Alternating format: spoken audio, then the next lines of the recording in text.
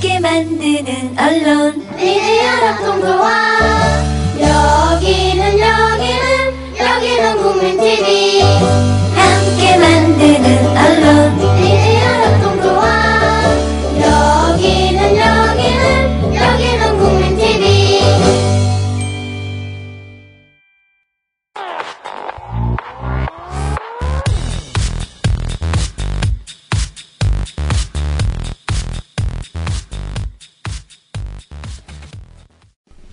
네, 로벤져스 시작하겠습니다.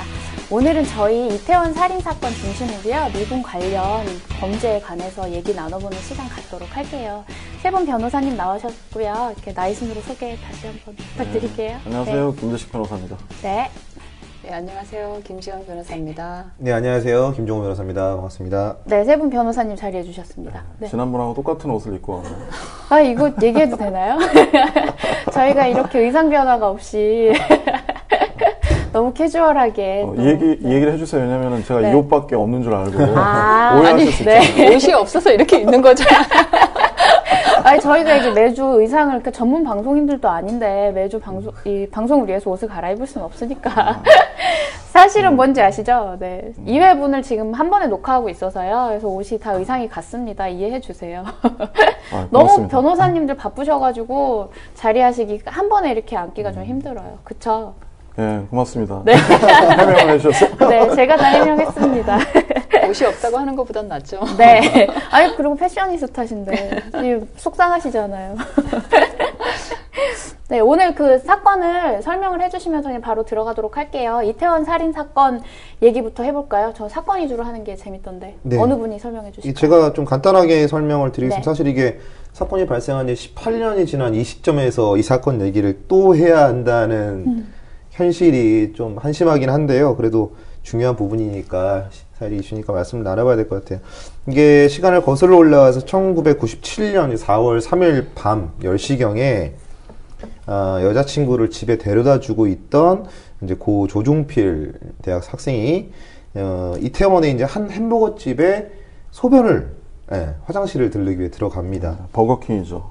네, 근데 들어가는 순간 들어가고 그 이후에 바로 두 명이 따라 들어와서 이 조종필 씨의 목을 칼로 찌르기를 시작을 했고요. 그 양쪽 목과 가슴 총 9곳 정도의 공격을 당했고, 결국에는 뭐 목 동맥에 찔려 과다출혈로 사망을 한 사건인데, 그 이후에 바로 이 두 명의 용의자로 압축이 됐어요.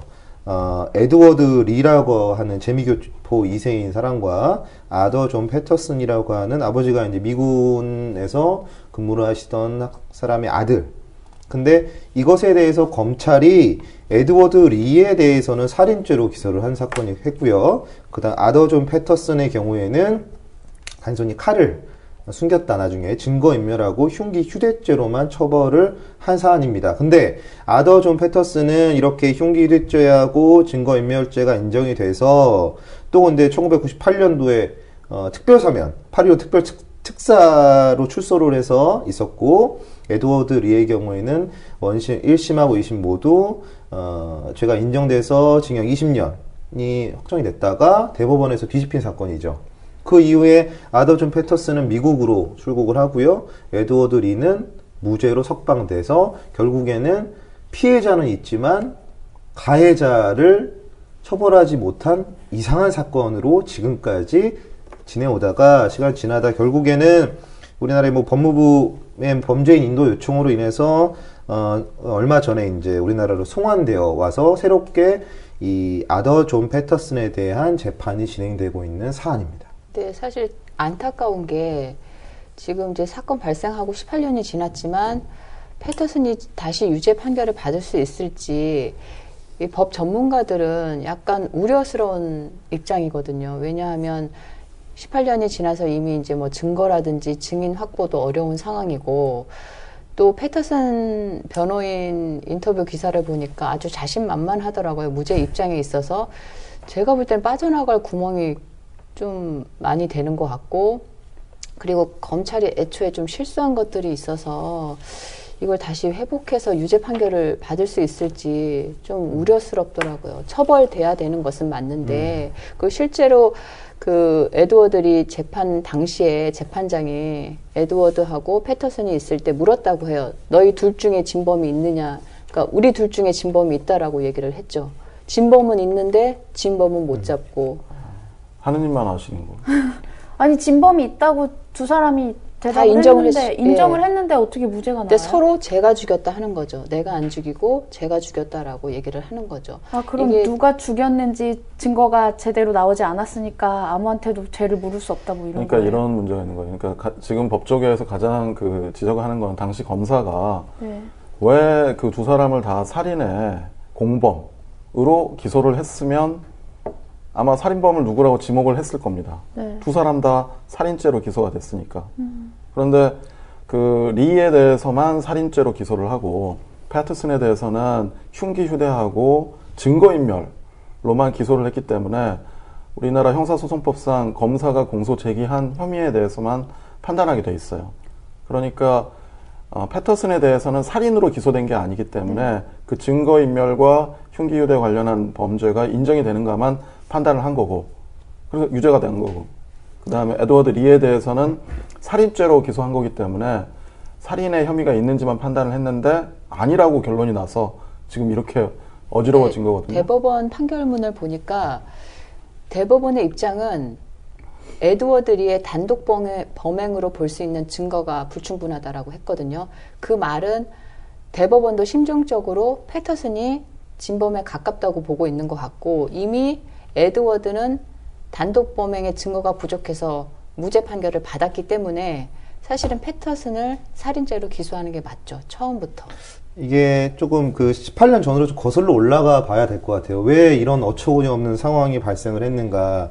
제가 뭐 알아본 바로는 이게 최초 이 사건이 발생을 하고 이 에드워드 이제 패터슨은 바로 이제 그 위치 위에 4층의 술집에서 손을 씻고 옷을 갈아입고 그리고 이제 돌아간 것이고요. 흉기를 이제 증거를 인멸을 하고 그 다음에 에드워드 리 같은 경우에는 다음 날인가 본인이 수사기관에 출석해서 그런 일이 있었다라는 걸 진술을 하거든요. 근데 그 상황에서 이 에드워드 리는 바로 긴급 체포가 됩니다. 그리고 이 패터슨 같은 경우에는 이게 이제 미군에서 일하는 사람의 자식이었기 때문에 이게 미군 범죄수사대 CID에서 내사를 통해서 조사를 하게 되거든요. 거기서 이 패터슨이 자기가 했다라는 사실을 인정을 했어요. 그게 왜냐면은 패터슨이 이러한 사건에 얽히자 그 아버지하고 뭐 이야기를 하다가 스스로 인정했다고 해서 자수형식으로 간 거였습니다. 근데 이게 무엇이 문제였었냐면 그 이후에 우리나라 검찰의 수사를 하면서 갑자기 뒤집혀진 거예요. 아니, 제가 아는 건 좀 다른데 네. 자수하고 자백한 건 에드워드가 했었고 패터슨 같은 경우에는 미군 수사대에서 이게 미군 범죄로 또 여론이 돌아가게 되면 너무 이제 안 좋게 될 거기 때문에 자기네들이 빨리 수사를 했고 그 과정에서 뭐 여러 가지 정황에 대해서 자백은 받았지만 범행, 그러니까 살인을 했다라는 자백은 미군 수사대에서 받지 못한 상태로 검찰로 넘긴 걸로 알고 있거든요. 네, 저도 그렇게 알고 있는데 다만 이제 CID에서는 패터슨을 이제 살인의 그 주범으로 지목해서 보낸 건 맞아요. 그런데 우리나라 검찰에서 그렇지 않고 반대로 결론을 내려서 리를 살인죄로 기소를 한 거죠. 근데 이제 아까 좀 잠깐 거슬러 올라가서 얘기를 하면은 그러면 왜 평범하게 그냥 둘 다를 공범으로 기소해서 편하게 그러면 한 사람은 살인죄로 처벌을 받든지 아니면 두 사람 다 우리나라 그 형법상 공모 공동정범도 있고 공동정범도 있기 때문에 두 사람 다 살인죄로 처벌할 수도 있거든요. 편하게 할 수 있는 일을 왜 이렇게 별도로 했느냐 이게 지금 그 문제라고 제기되는데 이것도 사실 당시로 돌아가 보면 그 담당 검사가 자기 소신에 따라 또 했다고 하는 거예요. 한 사람은 분명히 살인에 가담한 적이 없기 때문에 그 사람을 살인죄로 기소하는 거는 검사 양심에 비추어서 당시에 그 문제가 있었다고 생각해서 본인이 생각하는 진범 그냥 옆에 있었다는 것만으로 살인죄가 되는 건 아니거든요. 그 살인 행위를 분담하든지 뭐 미리 들어가기 전에 공모를 했든지 그래야 두 사람을 다 공범으로 기소할 수 있는데 본인이 수사를 해보니까 한 사람만 분명히 살인을 했다고 판단을 해서 결국에는 이제 그렇게 기소를 한 게 지금 문제가 된 거죠. 그 검사가 결국에는 패터슨이 아니라 에드워드 리를 기소하게 된 가장 중요한 이유는 검사는 이 거짓말 탐지기를 하고 사실 확신을 했다라고 이야기를 하고 있어요. 그때 근데- 확신이 섰다. 에드워드 리가 진범인 것 같다. 그리고 또 무슨 거짓 반응이 나왔죠. 에드워드 리가 거짓 반응이 나왔어. 근데 이게 웃긴 게 뭔지 아세요? 이 거짓말 탐지기 조사를 요청했던 게 에드워드 리예요. 네, 사실 에드워드 리가 요청을 하고 자기가 거짓 반응이 나온 겁니다. 근데 그 상황에서 검사가 가장 확신했다고 얘기하고 또 몇 가지가 있냐면 에드워드 리는 그 사건 현장을 명확히 기억을 못했어요. 정확하게 어디를 찔렀고 이런 걸 기억 못했고 패터슨은 너무 명확히 기억을 했던 거예요. 그래서 공소장에도 그런 내용이 들어갔다고 합니다. 이 목격자의 경우에, 그러니까 진범의 경우에는 자신의 범행을 명확히 기억을 못하고 목격자가 더 명확히 기억하는 게 법의학적 상식이다. 라는 것이죠. 근데 제가 볼 때는 패터슨은 사이코패스 같거든요. 그러니까 사이코패스 같은 경우에는 거짓말 탐지기도 얼마든지 속여 넘길 수가 있고 또 한 가지 허점이 얘가 한국어를 못 하잖아요. 네. 그러니까 한국어로 묻고 다시 영어로 묻는 과정에서 얘는 마음의 준비를 할 수 있었던 거고 그래서 진실 반응이 나왔다. 그렇죠. 그리고 네. 평소에도 사람을 죽이고 싶다라고 항상 말을 맞습니다. 하고 다녔대요. 네. 그래서 칼을 소지하고 그렇죠. 다녔던 것이고. 그러니까 그런 정황이 사실은 패터슨이 진범으로 보이는 정황이고 그리고 두 번째로 그 혈흔 있잖아요. 그러니까 목을 6번인가를 찔렀어요. 그래서 피가 정말 낭자할 정도로 그렇게 찔렀는데 패터슨은 흥건히 젖은 상태였고 에드워드는 정말 아주 적은 맞습니다. 혈흔만 네. 묻었거든요. 그게 직접적으로 살인을 하지 않으면 그 혈흔도 설명이 안 되는 것인데 이 검사가 에드워드를 살인자로 지목한 결정적인 단서는 그 법의학 소견이었는데 네. 그 조종필 씨보다 큰 사람이 위에서 아래로 찔렀다 목 부분을. 네, 그게 그렇기 법의학 때문에 소견이었어요. 에드워드가 180이었고 패터슨이 170이 안 되나 하여튼 작은 키였기 때문에 그것 때문에 아마 그러니까 그 에드워드를 그 부분- 살인죄로 기소를 한 것 같아요. 부검 소견하고 결국에 거짓말 탐지기하고 이 범죄 현장을 기억을 못하고 있다. 예, 이 이유 때문에 결국 에드워드 리를 기소를 한 것이죠. 근데 여기 범인이 범죄 현장을 잘 기억 못한다는 게 무슨 말이에요? 보통이 범인은 그렇다는 거예요. 충동적으로 하거나 뭐 그렇기 때문에 자신의 범행 현장을 적절히 아. 기억 못한다는 거예요. 오히려 목격자가 훨씬 더 잘 기억을 한다. 아, 근데 이 사건에서 패터슨은 엄청 세세하고 세밀한 부분까지 기억을 하고 있어요. 칼을 어느 부위에 어떻게 쥐고 있었고 어느 부위를 몇 군데 찌르고 어느 부위를 몇 군데 찔렀다. 이것까지 기억을 하고 있었고 에드워드 리의 경우에는 자기는 손을 씻으면서 거울을 통해 봤기 때문에 명확히 잘 기억을 못한다라고 얘기했는데 이게 근데 사실은 목격자가 명확히 기억할 수 없는 게 법의학적 상식이라는 것이죠. 근데 공소 기소를 할 때는 오히려 목격자가 더 기억을 잘해야 한다라고 해서 기소를 했던 것이고 그래서 이게 다 대법원에서 뒤집혀버린 거예요. 법의학적 상식은 정확하지가 않아요. 그 상황에 따라 바뀔 수 상황에 있는 따라 거예요. 다른 거고 검사가 리를 기소하기 위한 방편으로 그것이 법의학적인 상식인가에 대한 논란이 많아요. 누가 더 기억을 정확히 하느냐, 범인이냐, 목격자냐, 케이스 바이 케이스죠. 그게 기억력이 더 좋은 사람이 있을 수도 있고 그렇지 않은 사람도 있을 수 있고.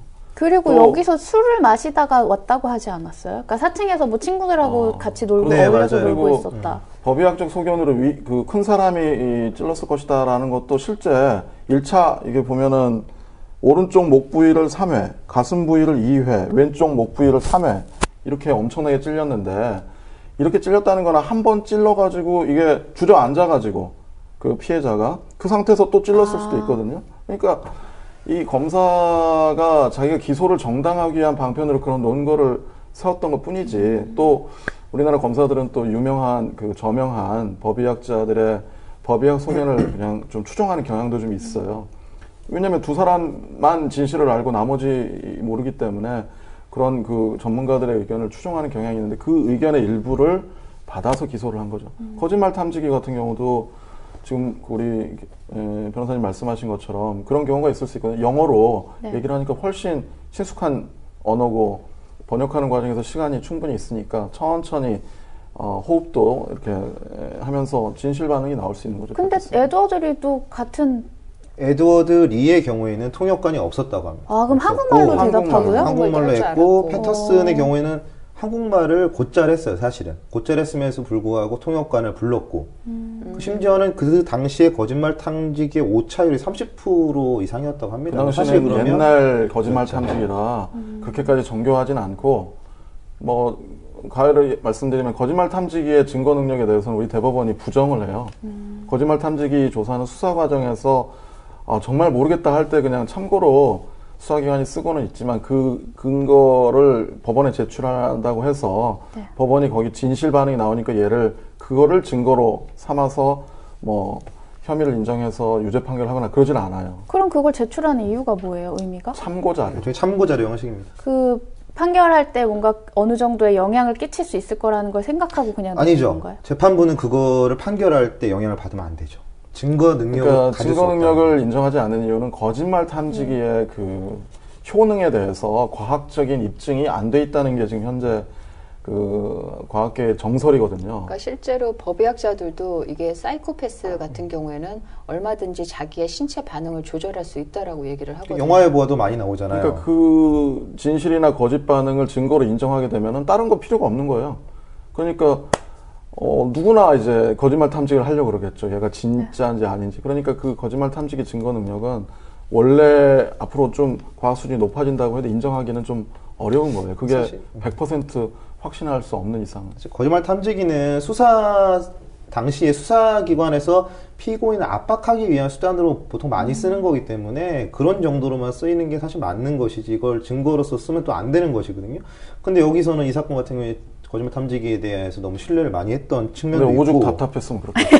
근데 그 당시 이 검사의 그 심정은 충분히 또 이해는 가는 것 같아요. 왜냐하면은 서로 핑퐁 싸움을 하고 있는 과정이었기 때문에 내가 한 게 아니다. 그럼 거기서 갈등이 굉장히 심했던 것이 우리 예전에 이태원 살인 사건이라는 영화 있었잖아요. 그 영화를 보면은 충분히 이해는 또 되는데. 근데 무능함도 일정 부분 있었다고 저는 생각이 드는 게 이게 중간에 뭐 수사검사나 공판검사가 바뀌어서 그랬는지는 모르겠지만 하여간 1998년에 이게 대법원의 판결 선고를 기다리고 있는 시점에서 그 담당 검사였으면 만약에 무죄가 날 수도 있겠다 그러면 패터슨을 다시 기소를 해야 되니까 그렇죠. 패터슨에 대해서 조치를 취했어야 되거든요. 출국 금지 조치를 그게 취했어야 문제가 되는데 많았죠. 그걸 안 하고 얘가 바로 특사 받아서 도망가게 해줬었죠. 이게- 사실관계가 꼭 그런 건 아니고 사실관계 맞습니다. 네. 이게 98년도 8.15 특사로 패터슨이 출소를 하고요. 99년 8월 23일까지 출국 금지를 예, 걸어놨어요. 그 기간 끝나자마자 그 그런데 다음날 나갔잖아요. 26일 날 다시 출국 금지를 신청해요. 3일 정도가 비는데 이 패터슨은 8월 24일 날 출국을 합니다. 그 3일 동안 출근하게 된 계기에 대해서 그 담당 검사는 당시 검사실에 있던 계장이 무슨 뭐 유흥업소 관련한 일로 해서 사건에 연루되는 통에 정신이 없어서 그게 보통은 핑계죠. 계장들한테 얘기를 하거든요. 그래서 출국금지 연장해라. 근데 그 계장이 지금 본인이 사건 당사자가 돼가지고 정신이 없는 틈을 타서 얘가 출국을 해버린 거예요. 그리고 또 이상한 게 범죄인 인도 요청을 2009년에 했잖아요. 예? 2005년에 그러니까 그거는 그러니까- 이제 네. 파기환송이 돼가지고 무죄 취지로 파기환송이 돼서 또 고등법원 또 거기에 항소해서 대법원 이렇게 가는 중이었기 때문에 검찰 입장은 일단 에드워드 리가 계속 그 살인자라고 보고 있어서 근데 1998년에 이제 최종적으로 파기환송된 대법원 판결이 확정이 됐고 예, 예.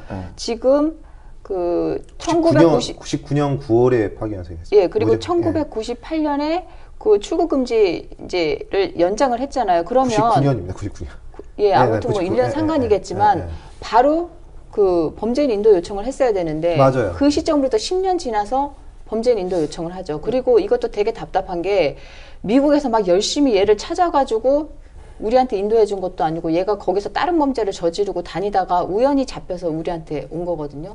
그러니까 그런 일련의 쭉 검찰의 그런 행태를 보면 약간 뭐 기소하는 데에서는 그런 고뇌가 있었다고는 하지만 그 이후에 그 뭐 범죄인 인도 요청을 적시하지 않은 거 너무 늦게 한 거라든지 출국 금지 요청이 제대로 연장이 빨리 되지 않은 거는 진짜 큰 문제라고 그 보거든요. 부분은 뭐 어떻게 뭐 변명할 여지도 없는 것 같아요. 출국금지 기간을 놓쳤다라는 건 사실 할 말도 없고 사실 사실관계 명확하게 2005년도에 법무부에서 최초로 범죄 인도 요청을 했는데 그 형식적으로 해놓은 상황이었어요. 그래서 그냥 기소 중지를 해놨고 결국에는 2009년도에 이태원 살인 사건이니 뭐 이런 영화가 이슈화가 되면서 뭐 국회 국정감사에서도 막 문제를 지적하고 하니까 그때서야 좀 발빠르게 움직인 부분이 있거든요.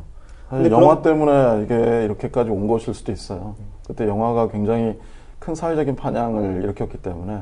그러니까 그 영화 되기 전에 이제 그것이 알고 싶다. 맞아요. 네. 거기서도 계속 방영이 얘기를 되면 했죠. 그게 먼저 방영이 됐었죠. 그것 때문에 사람들이 이제 굉장히 충격을 받았었고 그거 이후로 이제 영화가 만들어졌죠. 그 담당 검사가 또 잘못한 부분은 그 화장실에서 그 현장이잖아요. 그 현장 보존 조치가 안 됐다는 얘기가 있었어요. 그러니까 그 현장에 혈흔이 튄 그 상황이랄까 이런 것들을 직접 보고 수사를 할 수 있었어야 되는데 그래야 누구 말이 맞는지 그 현장하고 대비해서 진술이 참인지 거짓인지를 가릴 수 있었는데 그걸 그 다음 날에 가보니까 다 청소를 해가지고 그 현장 보존이 안 되는 그런 어처구니 없는 혈흔 사진은 제가 알기로는 네. 증거 자료로 남아 있는 걸로 그러니까 사진은 알고 찍었지만 있어요. 실제 보존이 현장을 네, 현장 보존해야 보존하고. 직접 사진에서 나타나지 않은 다른 여러 요소들을 볼 수 있는데 그게 안 된 점이 문제죠. 그것도 이제 그 현장 남아있는 현장 사진만으로도 사실 패터슨이 유력한 용의자라는 것을 훨씬 더 직감할 수 있었다고 해요. 왜냐하면은 패터슨이 자기는 여기서 목격했다라고 얘기한 그 위치에 피가 엄청 많이 묻어 있었어요. 예, 그러니까 그 이후에 이제 혈흔 전문가가 와서는 얘기가 패터슨이 있었던 자리에 피의 흔적을 봐서는 여기가 사람이 있었을 수 없는 자리다라고 얘기를 하고 있거든요. 그 증거 자료만 보더라도. 그러니까 이 부분은 검찰에서 좀 안일하게 증거에 대한 수사를 한 것이 아닌가 하는 김정 변호사님 말씀대로 좀 명확한 지적인 것 같습니다. 근데 진실은 이제 재판 과정이 있기 때문에 좀 가려봐야 되는 문제고 우리가 속단을 할 수는 없어요. 모든 피고인은 무죄로 추정되는 게 우리의 헌법의 입장인 것이고 둘 중에 한 명이 그 분명히 살인자인 건 맞는데 아니면 둘 다일 수도 있겠죠. 같이 들어가서 한 명이 무죄가 났다고 해서 다른 사람을 바로 유죄로 단정하는 것은 우리 헌법에 좀 반하는 것 같고 이제 재판 과정을 통해서 증거들이 드러나면 그걸 놓고 차근차근 따져봐야죠. 저희가 이렇게 지금 이태원 살인 사건이라는 걸 놓고서 얘기하는 것 자체가 그 사건에 지금 얘기하신 것처럼 구멍이 너무 많고 그 일반인이 생각해도 이거 말도 안 되는 거 아닌가 싶은 일들이 너무 많잖아요. 그러니까 화가 나는 거죠. 공분을 사고 있는 거죠, 정말. 근데 이게 이제 그 미국에 우리 법무부에서 범죄 인도 요청을 했을 때 미국 법무부에서도 또 이 패터슨을 따로 조사를 하거든요. 그 의견은 뭐였냐면은 패터슨이 주범이긴 하나 에드워드 리가 옆에서 도운 것 같다라는 게 그 미국 측 의견이에요. 그리고 이번 사건 지금 패터슨을 상대로 하고 있는 사건도 이 부분이 좀 문제가 되는 건 뭐냐면 패터슨이 전면으로 살해 혐의를 부인할 수 있다는 거예요. 사실 에드워드 리가 무죄로 석방이 된 것은 증거가 불충분하다는 거잖아요. 사실 믿기 어렵다라는 거기 때문에 에드워드 리가 범인이 무조건 아니다라는 법원의 판결은 아니거든요. 그죠? 단독 범행이 아니라고 그렇죠. 했었죠. 예. 그러니까 사실 패터슨은 이번 사건에서도 나는 아니다라고 혐의를 끝까지 부인할 수도 있다고 봐요.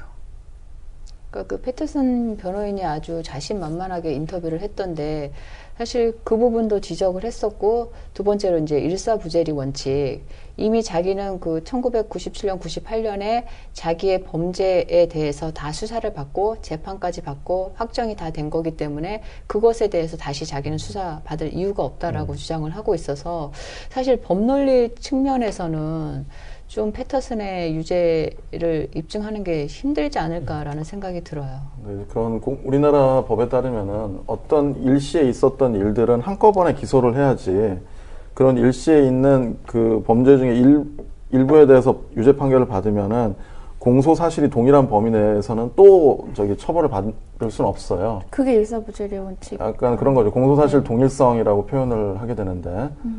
근데 이 경우에 지금 공소사실이 동일한가에 대한 그 법률적인 의견이 다를 수는 있어요. 물론 이건 살인으로 기소된 게 아니기 때문에 당시 증거인멸하고 흉기소재 관련 상인가요?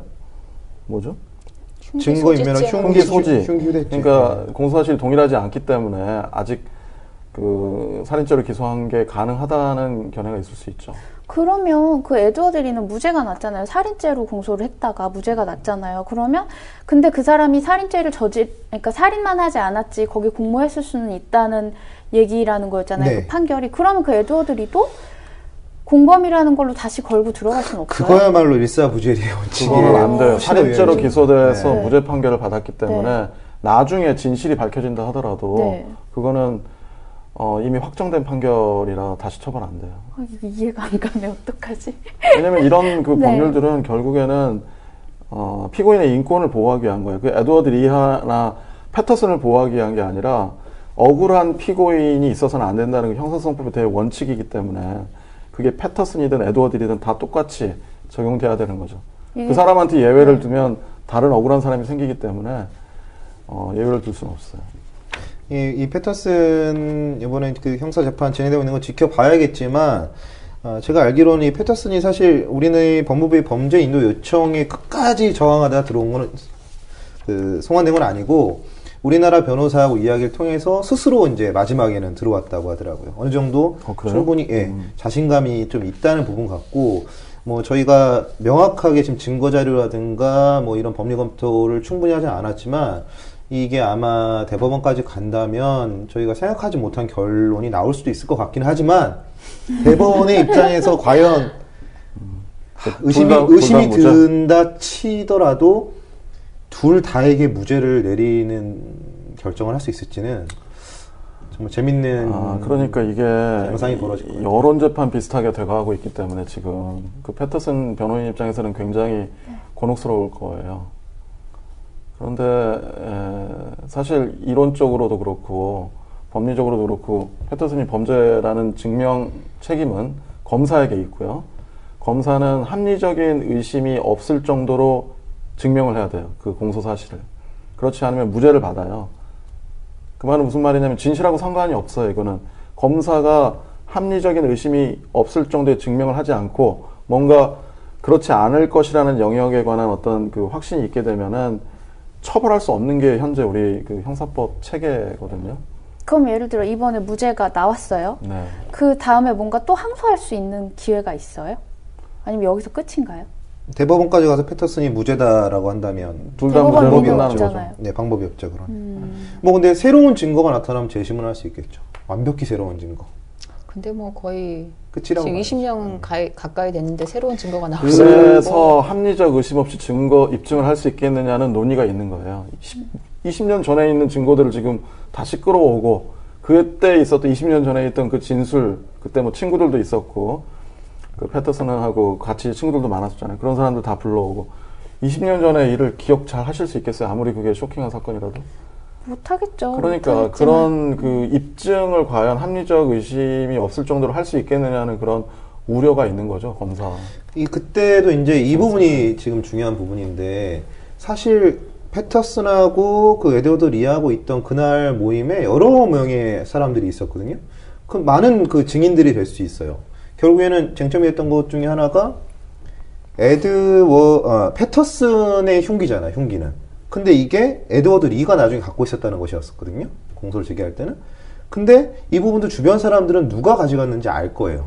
그러니까 패터슨이 칼을 꺼내놓고 자랑을 했대요. 나 이런 칼을 갖고 다닌다. 그 다음에 사람들이 돌려보다가 패터슨의 주장은 마지막에 에드워드 리가 넣었다고 에드워드 리의 주장은 다도 돌려보다가 결국에는 패터슨이 가져갔다는 것인데 이러한 진술을 해줄 수 있는 주변에 있던 사람들이 이 소파 협정에 따라서 출석을 시킬 수가 없는 거예요.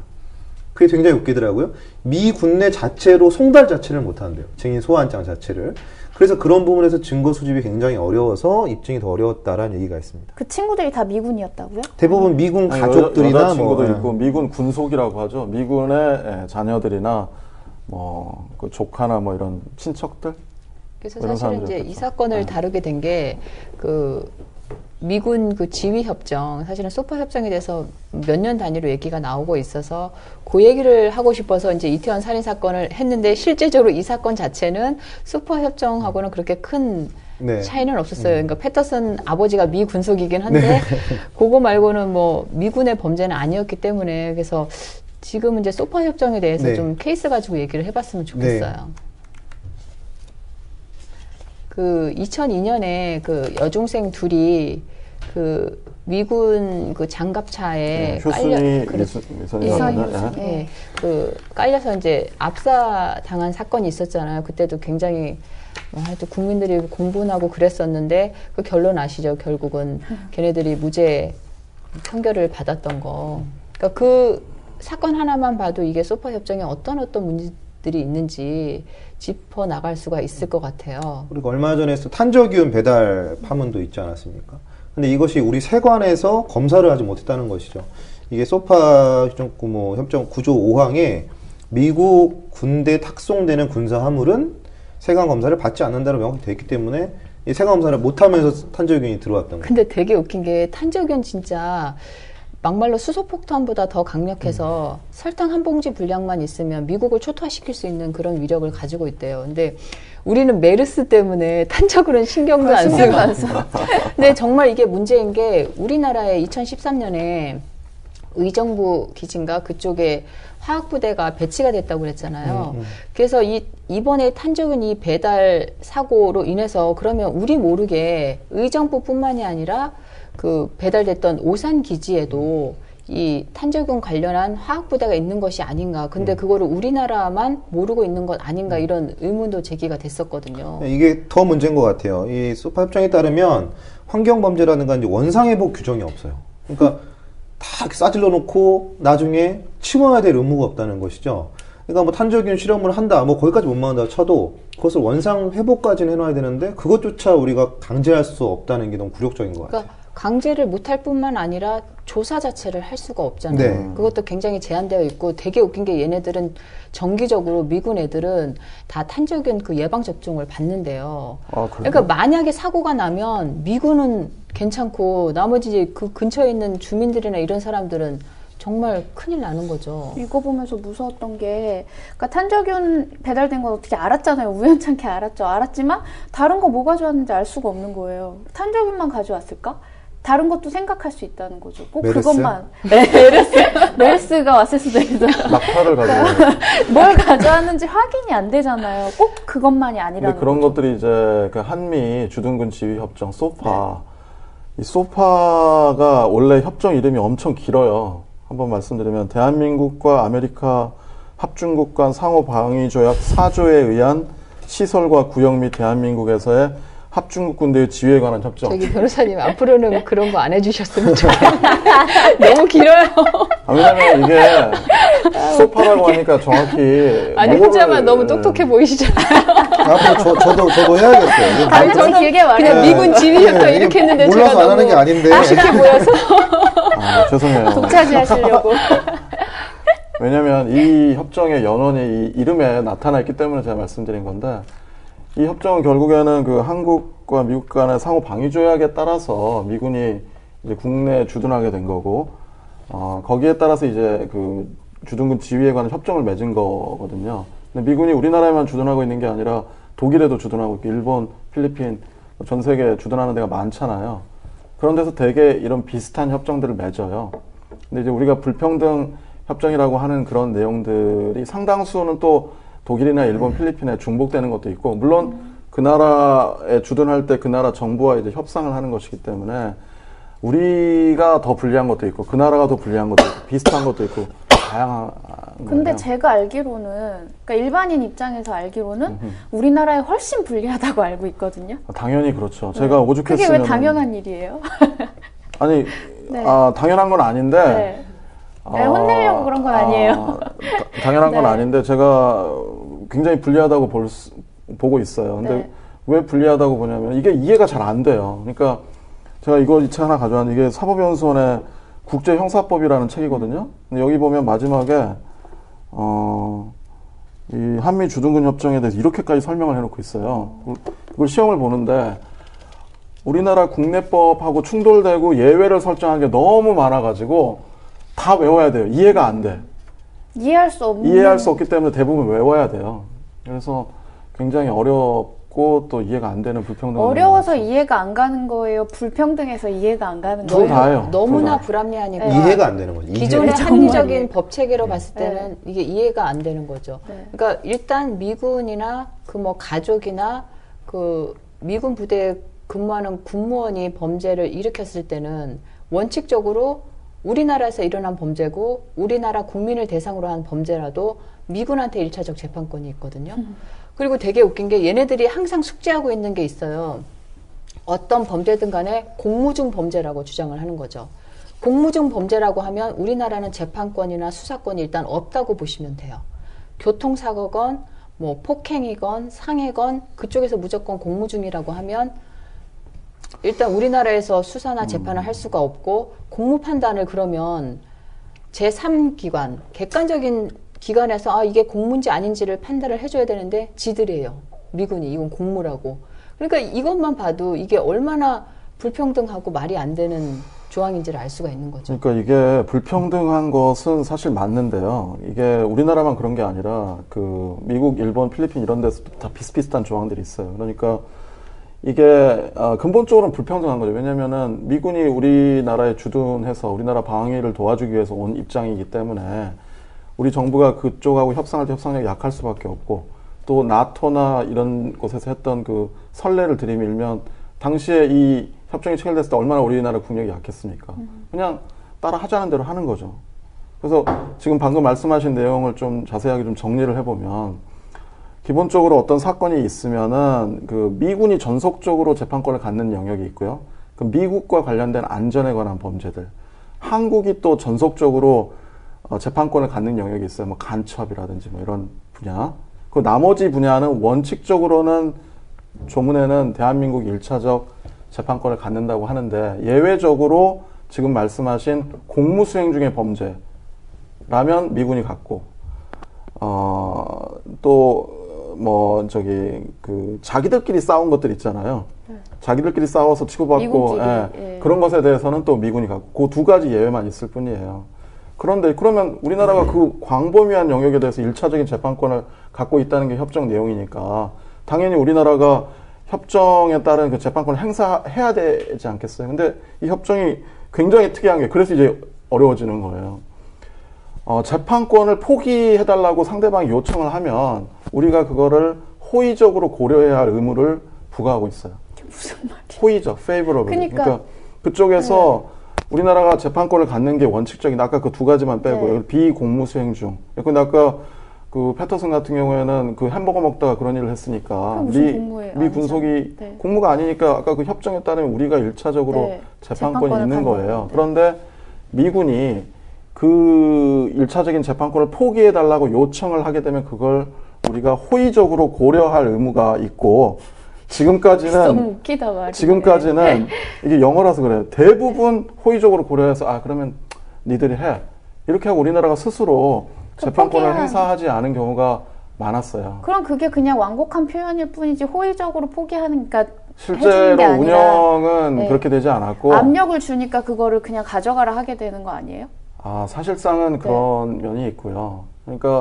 그러니까 이제 호의적으로 고려한다고 우리나라 재판권을 포기하니까 재판권만 포기해야 되는데 수사권까지 포기해서 아예 수사를 안 해요. 수사권은 왜 포기하는 건데요? 그러니까 수사권 포기하란 말은 없는데 어차피 재판이라는 게 그것도 드리는 수사를 거예요. 전제로 하는 거니까 수사도 안 하는 경우가 좀 있고 그리고 이제 우리한테 그 재판권이 인정된 12개 범죄가 있다고 그랬잖아요. 뭐 살인, 마약, 뭐 상해 이런 범죄에 대해서도 사실은 우리가 온전하게 수사를 할 수가 있는 게 아니에요.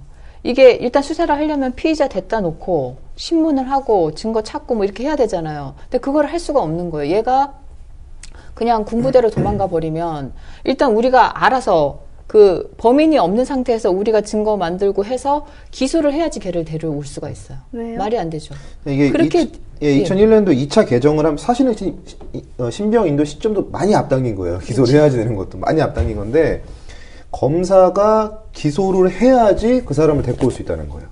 근데 좀 말이 안 되는 게 검사가 기소를 하려면 증거가 있어야 되거든요. 근데 그 증거를 미군 범죄수사대에서 만들어주는 거예요. 그 증거를 가지고 검사가 기소를 하는 거죠. 그래서 미군 범죄가 매년 한 300여 건 정도 발생하는데 불기소 처분이 60%예요.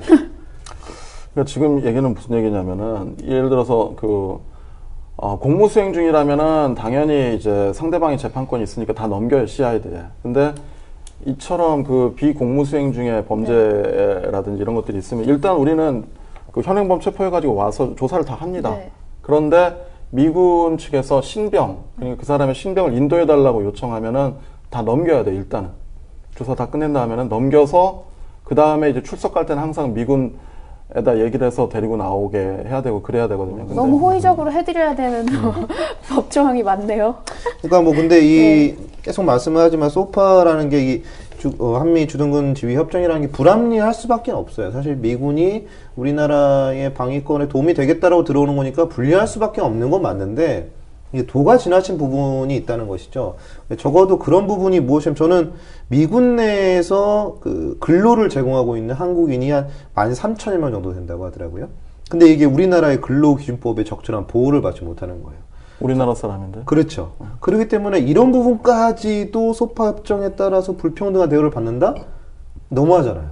어느 정도 우리가 그래 미군 사고 친 거 어느 정도 양보할 수 있고 뭐 이 정도는 모르겠지만 이런 기본적인 인간의 어떤 근로 기준에 대한 관한 법률까지 적용하기 힘든 협정이라면 심각할 정도로 불평등한 것이 아닌가라고 저는 좀 생각을 합니다. 그리고 제가 되게 충격을 받았던 게 이제 고엽제 아실 거예요. 그러니까 고엽제라는 게 이제 미국에서 베트남 전쟁을 할 때 베트공들이 이제 숲이나 이런 데 숨으면 찾을 수가 없으니까 숲을 싹 고사시키기 위해서 이제 고엽제라는 걸 쓰거든요. 근데 그게 사람한테도 정말 몇십 년 그 물질이 축적이 되면서 암을 일으키고 굉장히 치명적인 그런 결과를 가져오기 때문에 얘네들이 되게 웃기게 그 고엽제를 지네 땅에서 처분을 하는 게 아니라 우리나라에 있는 미군 기지로 와서 그거를 폐기를 하다가 걸렸어요. 아, 전에 그 뉴스 본 것 그렇죠. 같은데. 네. 그러니까 그게 땅 속으로 들어가면 땅을 오염시키는 건 물론이고 지하수를 따라가가지고 식수로도 들어갈 수 있고 그러면은 우리나라 일반 국민도 피해를 보게 되는 거잖아. 이건 명백한 집단 살인 행위고 근데 그거에 대해서도 뭐 소파 협정이나 이런 데에서 우리가 제지하고 감시하고 그럴 방법이 없다는 게 너무 화가 나는 거죠. 저는 말씀하신 거랑, 그러니까 김종우 변호사님 아까 말씀하신 거랑 좀 다른 의미인데, 그러니까 기본적인 그런 권리도 안 지켜주는 것에 화가 난다고 하셨잖아요. 근데 저는 큰 사건들, 그러니까 일반인들이 많이 화를 내는 큰 사건들, 그거 하나를 조금이라도, 그러니까 해결 부분을 어느 정도라도 마련을 해줬어야 되는데, 미선희 효순이 같은 경우에 둘 다 그냥 무죄 났잖아요. 그때 연관됐던 사람 전부가 무죄였잖아요. 아무것도 결론이 없고, 그리고 그 패터슨 그 사건도 아무도 결국엔 책임진 사람이 없어요. 그러니까 작은 권리를 그러니까 저 같은 사람은 그래요. 작은 권리를 찾아주자는 게 아니라 그렇게 큰 사건, 그러니까 모두가 화가 나는 사건이 있었는데도 불구하고 아무 손도 못 썼어, 정부에서. 그런 게 화가 나는 거죠. 그것에서 이제 좀 특이한 네. 내용들은 공무수행임에도 불구하고 우리나라에서 재판권 행사를 요청했다는 게 좀 특이했던 사건이죠. 그러니까 원래는 공무수행이면은 네. 재판권이 미국에게 원칙적으로 있는 거거든요. 그래서 미군에서 재판을 받는 게 한미 행정협정상 맞는 건데 네. 법무부에서 최초로 재판권 행사를 요청했고 물론 이제 그게 받아들여지진 않았었죠. 네. 아, 그래요? 네. 근데 이제 이런 게 뭐 하늘에서 떨어진 법이 아니에요. 무슨 네. 자연법처럼 이런 법리가 있는 것도 아니고 옛날에 미군이 뭐 나토랑 체결했던 협정에서부터 시작해가지고 계속 선례가 되다 보니까 쌓인 거라서 뭐 원리 원칙 이런 게 없어요. 일본에서도 유명한 사건이 있었는데 그것도 지라드 사건이라고요. 이름도 좀 이상한데 지라드. 그 말씀 왜 안 하시나? 그냥 조마조마하고 있었어요. 1957년에 발생한 사건이에요. 이게 일본의 그 여성 46세 여성을 21세 그 지라드라는 일병이 살해한 사건이죠. 아, 21세 그 미군이 46세 여자를 네. 그 아주 악랄했는데 그게 출입금지가 되어 있는 연습장, 사격 연습장 내에서 그 여자를 마마라고 해가지고 불러내가지고 가까운 거리에서 발포해가지고 사망시킨 사건이에요. 그러니까 사람을 사람을 세워놓고 사격을 했다고요? 아니 그게 아니라 그 여자가 그 사격 연습이 끝나면 항상 그 빈 화약통이나 이런 거 주워서 생계를 유지하던 네. 사람인데 네. 평소 안면이 있었는지 마마 뭐 이런 식으로 해가지고 불러내가지고 그 사격장 내에서 이제 쏴서 사람을 죽인 거예요. 근데 이게 지금 사격 연습장 내에서 일어난 사건이니까 공무잖아요, 공무. 그러니까 재판권 행사가 안 되는 거예요, 일본 정부 입장에서는. 아니, 그런 거 다 차치하고 도대체 왜 그랬대요? 그런 내용까지는 제가 자세히는 모르겠고. 아니 왜 사람을 거기 불러서 그게 사이코패스가 아닌 이상이야. 미군들이 지금까지 범한 범죄 중에 네. 사이코패스적인 그런 범죄들이 네. 많죠. 이거 선거판 일반. 성폭력 네. 관련 범죄들도 많고 예전에 동부청부터 시작해서. 근데 이 문제를 언급하는 이유는 이때 일본 정부가 재판권을 달라고 해서 이때는 일본 정부가 스스로 자기 법정에 세웠어요. 그러니까 공무 중인 사건이고 협정에 의하면은 1차적으로는 미군이 재판권이 있음에도 불구하고 아까 호의적으로라는 표현이 네. 있죠. 그거를 역으로 이용해서 그거는 너무 공부를 많이 사니까 일본 정부가 재판하겠다 해서 일본 정부 내에서 재판한 사건이란 말이에요. 그래서 결론이 없죠. 결론은 공무 중이든 뭐든 이게 협정과 상관없이 하늘에서 떨어진 게 아니기 때문에 그 중대한 사건이라면 우리나라가 재판권을 행사할 수 있도록 협정을 개정하든지 아니면 협정이 뭐 나름대로 타당성이 있다면 그건 놔두더라도 중대한 사건이 발생할 경우에는 적극적으로 재판권 행사를 우리 측이 할 수 있도록 법무부가 네. 전향적인 태도를 가져야 된다는 게 이제. 그러니까 여기서도 이제 일반인들이 자기가 피해자가 됐을 경우에 대처를 하는 그런 요령이 나올 수가 있는데 지금 계속 공무 중인지 아닌지가 다투어지고 있잖아요. 그러니까 이게 미군 범죄 중에서 그래도 가장 많이 일어나는 게 이제 교통사고 범죄, 뭐 그 다음에 뭐 살인, 뭐 강간 이렇게 쭉 나오는데 일단 공무 중인지 아닌지를 판단하는 게 미군 쪽이라고 했잖아요. 그러니까 이 사람이 공무 중이 아니었다라는 거를 우리가 증거 확보를 하고 있으면 훨씬 더 그쪽에서 그렇죠. 받기가 쉽기 때문에 예를 들어서 미군에 피해를 당했을 때는 그 사람 뭐 이름, 계급이라든지 소속 부대 알아놓는 건 기본이고 그때 당시에 같이 있었던 사람 동행자들 복장 같은 거 다 사진으로 찍어서 남겨놓고 그 증인들한테 저 사람이 지금 뭐 하러 나왔다, 뭐 식사하러 나왔다, 놀고 있었다 이런 거를 확보를 해두면 나중에 이 사람이 공무 중이었다 하고 빠져나갈 구멍을 봉쇄를 시킬 수가 있는 거죠. 지금 협정상 그렇기 때문에 그게 제일 포인트 중에 하나죠. 그러니까 공무 중이 아니었다고 우리가 얘기를 할 수 있어야 돼요. 그래야만 한국 경찰, 한국 검찰, 한국 법원의 재판을 받을 수가 있고, 이 공무 중이냐는 여부는 지금 협정상으로는 그 미군 부대 법무참모 조언에 따라 거기 장성급 장교가 발부하도록 돼 있는데 놀랍게도 이 부분에 관한 증명력이 결정적이라고 아예 협정에 돼 있어요.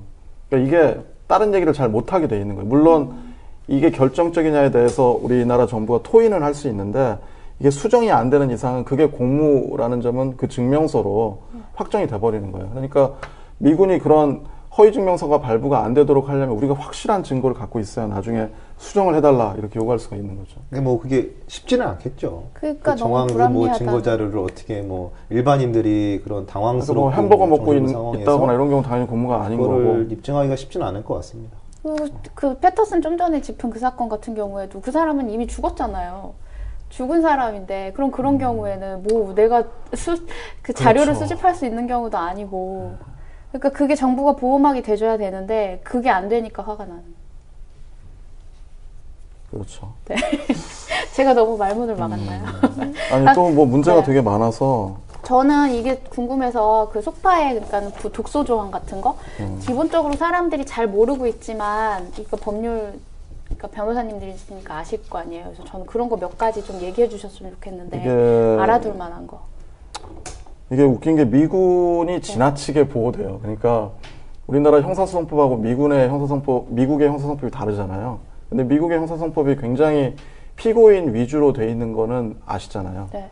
미국에서 피고인의 지위라는 것은 말 그대로 일단 무죄 추정이 상당히 강하게 이루어지고 또 뭐 이런 것도 있어요. 그러니까 1심에서 미국 같은 경우에는 무죄를 받으면 검사가 항소를 못 해요.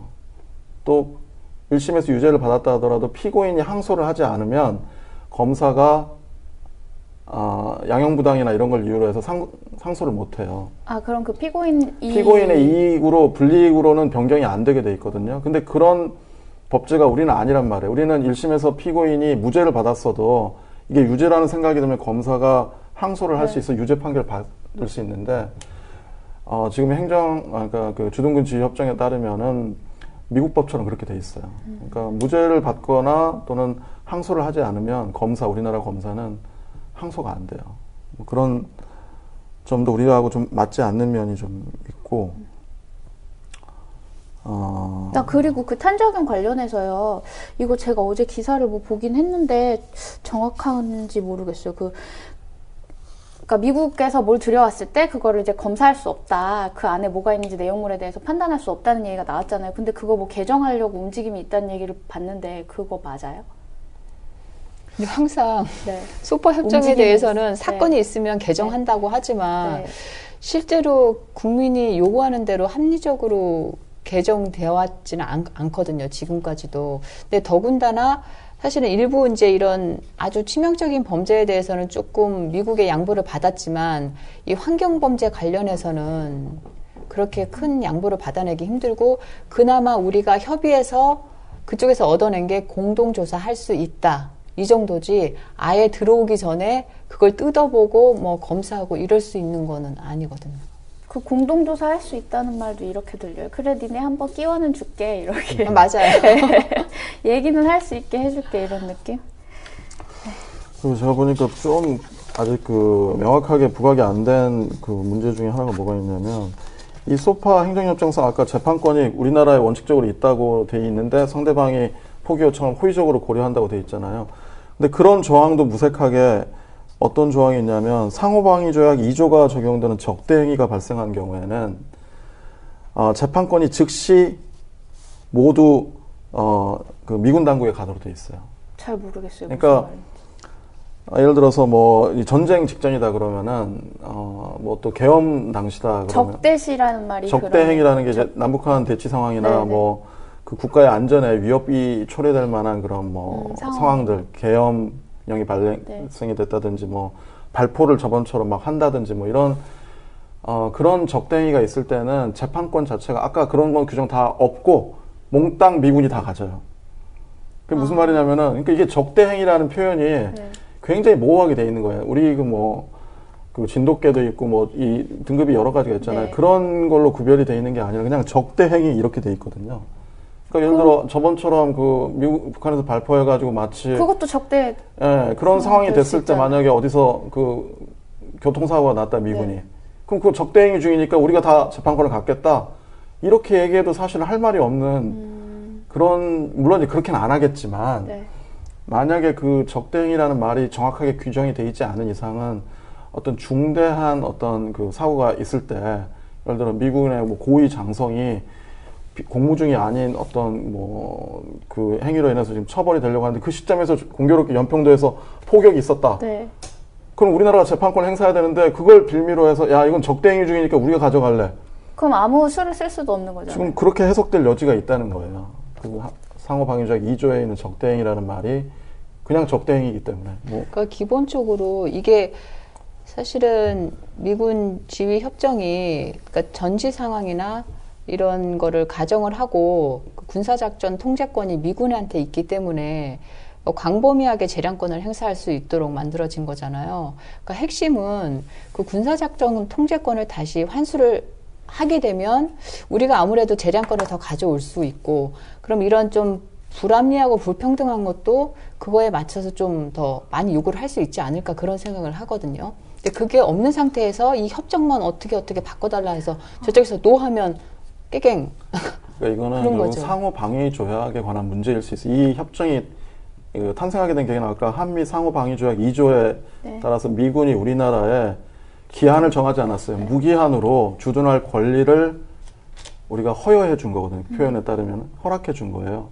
근데 보통 상호방위 조약들이 대부분 기간 같은 것도 있고 목적도 있고 뭔가 그 체계나 이런 것들이 확고히 있어야 되는데 과거 이제 전쟁 직후에 우리가 미국하고 체결한 조약이다 보니 그런 것들이 없고 그냥 뭐 물론 조약 뭐 6개월 전인가 1년 전인가 뭐 통고하면 뭐 자연스럽게 해지할 수 있도록은 되어 있는데 굉장히 미국이 우리나라에 주둔하는 이유나 목적이나 이런 것들이 불분명하게 규정돼 있다 보니까 다 이런 그 하위 법령들 그 미군 관련 법령들이 이런 식으로 되어 있는 거죠.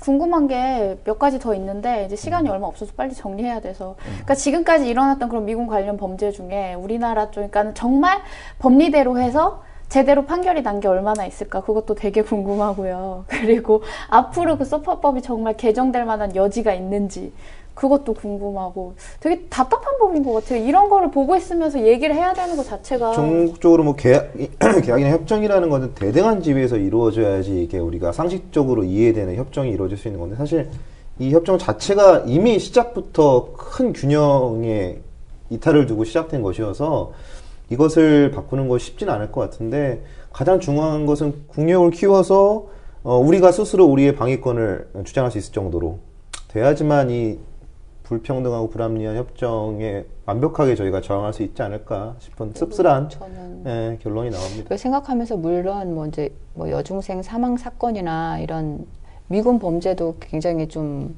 우려스러운 부분이지만 그 환경 관련 범죄는 그러니까 정말 수만 명, 뭐 수천 명 한꺼번에 정말 많은 인구를 살상할 수 있는 그런 사고가 될 수가 있기 때문에 그러니까 이것도 개정해줘 저것도 개정해줘 이렇게 이거는 한꺼번에 할 수가 없는 거니까 환경 범죄에 대해서만큼은 뭔가 조금 우리가 통제하고 관리할 수 있는 그런 규정이 확실히 만들어졌으면 좋겠어요. 이 한미 주둔군 지휘협정 소파 협정의 개정을 요구하는 그런 그 주장에 대해서 보수 내지는 극우 단체에서는 아니 미군이 우리를 도와주러 왔는데 이걸 왜 개정을 해야 되느냐, 미군이 좀 더 편하게 할 수 있도록 해야지 이거를 개정하는 것은 오히려 뭐 친북이네 종북이네 이렇게까지 딱지를 붙이시는 분들도 있어요. 근데 이거는 사실 그런 문제는 아니에요. 이 주둔군 지휘 협정은 우리나라만 하고 있는 게 아니라 미국, 일본, 필리핀 다 나토 다 하고 있는 거거든요. 그러니까 그 범주 내에서 이 운행이 되는 거니까 우리가 아무리 저기 뭐 예를 들어 공무상의 범죄는 재판권을 우리한테 달라 이거 제가 보기에 불가능한 거예요. 다른 나라 다 그렇게 안 하고 있는데. 다만 아까 제가 말씀드린 대로 지라드 왜 이러세요? 그 아주 흉악한 범죄를 저지른 네, 흉악하게 네. 그 지라드 사건에서도 봤다시피 이게 자연법이 아니라고, 그러니까 하늘에서 떨어진 게 아니고 네. 얼마든지 그 정부와 정부 사이에 바꿀 수 있는 내용이 문헌이 어떻게 돼 있든 간에 어떨 때 바꿔지냐면 그 국민들이 어떤 사건에 대해서 관심이 있고 그런 사건에 분노하고 케이스 바이 케이스로 굉장히 압력을 줘야 사실은 정부도 나설 수가 있는 거예요. 정부는 협정을 준수해야 할 의무가 있는 거죠. 네. 그런데 예전에 우리 저기 촛불시위에서도 보셨다시피 막 그렇게 얘기를 하니까 FTA도 재협상하겠다고 하는 거 아니에요? 협정을 했는데 어떻게 재협상해요? 이 협정도 마찬가지예요. 효순이 미선희 사건에서도 당시에 엄청난 국민들의 관심이 있었기 때문에 법무부가 최초로 재판권 행사하겠다고, 공무중인 사건인데도 재판권 행사하겠다고 말이라도 하고 네. 그렇게 하는 이유를 잘 생각해서 우리 국민들이 정부가 이 협정을 좀 더 평등한 방향으로 개정할 수 있도록 네. 굉장히 후원을 많이 해줘야 됩니다. 그 케이스 바이 케이스로. 애를 많이 써야겠네요. 소시민이 또 할 일이 생기긴 하네요. 그런 일들까지 저희가 마무리를 잘 해보겠습니다. 네, 이제 시간이 다 돼가지고요. 오늘 얘기는 여기서 마쳐야 될 것 같아요. 오늘은 그 미군 관련 범죄에 대해서 이태원 살인사건 중심으로 얘기를 풀어봤습니다. 재밌게 보셨는지 모르겠네요. 근데 마무리가 좀 답답해서 지금 가슴이 답답해요. 다음 주에 더 새로운 사건으로 그 새로운 법률 얘기로 찾아뵙도록 하겠습니다. 궁금하신 사항 있으시면 페이스북 저희 팬페이지 있거든요. 그쪽에 남겨주셔도 되고요. 예, 다음 주에 또 뵙는 걸로 할게요. 네, 고생하셨습니다. 네, 다음 뵙겠습니다. 네, 감사합니다.